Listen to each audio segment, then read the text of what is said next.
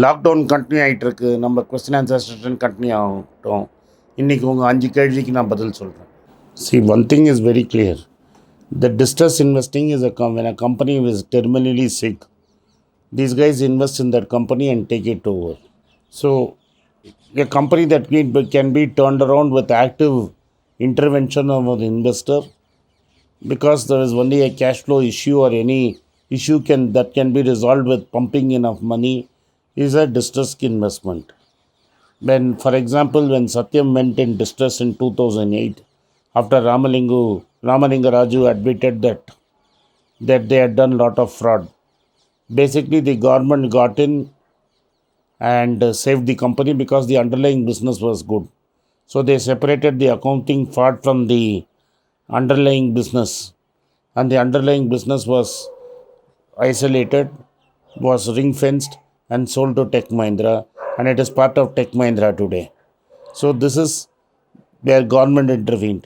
It is also possible that in a distressed company, a white knight investor can come in, buy the company, and turn it around. Now, I won't say that Indian standards are worse than the other ones. In America, only Enron took place, and recently, Wirecard in Germany took place. In America, there are regular cases of bankruptcies due to fraud. The Bernie Madoff scandal also took place in America when nobody noticed it. So let's not put them on a pedestal and us down. There are many ways. In fact, there's a very good book by Fisher called How to Smell a Rat. If you can see how to smell a rat, then you will know immediately that there is a problem. I'll give you one example. If there are any loans to directors or investments in related party companies, it is straight away a red flag. So, if directors are taking loan or there are related party transactions, then you should be very careful. India's largest company, which recently went for an issue, is notorious for dealing with companies which the promoters own. Such companies have to be dealt with an arm length. But what happens is, if that big company keeps on doing well, retail investors tend to ignore these kind of investments. But like it happened in Satyam, one day it will come back to bite them. Right now, Adani has a complicated structure where the company keeps going private and public, and it is makes it impossible for somebody to find out how much debt they actually have and what will go wrong if they implode. So one has to be extremely careful, and if the reputation of the promoter is shady, stay away from him, even if you are going to make a lot of money. See, that is very clear. The primitive brain, which is also we share with the lizard, is called the amygdala. So when you do investing, there is immediate loss. When there is a huge loss, then you are scared to there you have to fight or flight. But the normal human instinct of survival is flight. So normally what happens is, you should have nerves of steel to invest when the markets is down. Like when in a shopping market, when there is a if there is a sale, we go ahead and buy. But in investing parlance, when the stock market crashes, it's a shopping opportunity. It's a shopping opportunity. But most of us tend to freeze at this time. And you are very happy only when the market goes up.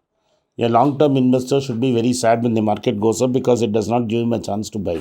So there is a typical fight or flight response when it happens, when the market goes down and we take flight.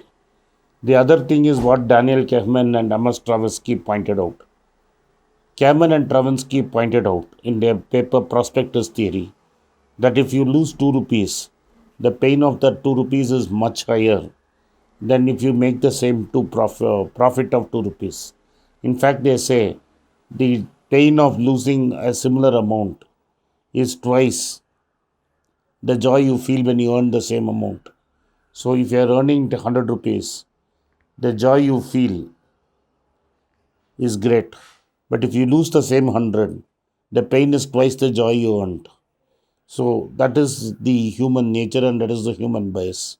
So for all of us, including me, the losses we make stick into us, and the profits we make we quickly forget. So in my case itself, I forget my winners, I remember my losses. But one has to learn to deal with it and get on with it. In a way, it is good in the sense that I don't get frozen by my losses, but I learned the lessons and move on with it.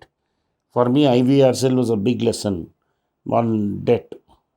I lost a very minor amount of money, but dealing with debt-ridden companies, that was a great example. So, if you deal with a debt-ridden company, you will lose-ங்கிறது எனக்கு clear-ஆ வந்து IVRCL-லேருந்து தெரிஞ்சுது.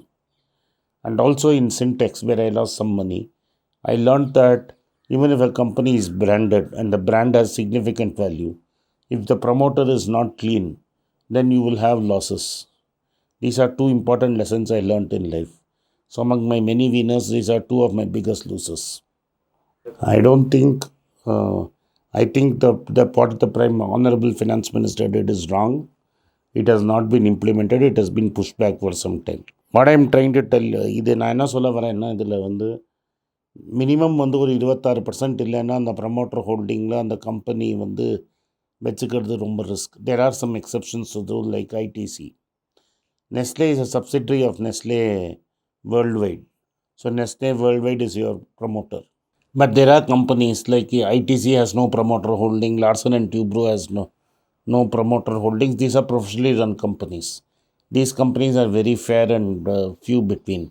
Infosys itself ran into trouble with Vishal Sikka when the promoters did backseat driving. Nandan Nilekani, one of the promoters, had to come as chairman, and a new CEO had to be appointed. And then some employees tried to raise red flags on the CEO. So this is $1 million question. But my general feel is, if you are dealing with a small cap company, if promoter holding is not more than 50%, don't touch that company. Even if you have promoter holding more than 50%, a small cap company with debt is dangerous. So unless the company is large cap and has been for many years in existence, I look at a promoter holding in excess of 50% to be comfortable. ஷிப்பிங்கே இருக்காது. Because ஷிப்புக்கு major வந்து crude தான். Crude is a major thing for containers, shipping lines. And other important thing is container traffic. So shipbuilding industryங்கிறதே வந்து ரொம்ப நாளைக்கு எழுந்துக்காது. Because there is excess capacity of crude. And containers are filled with crude.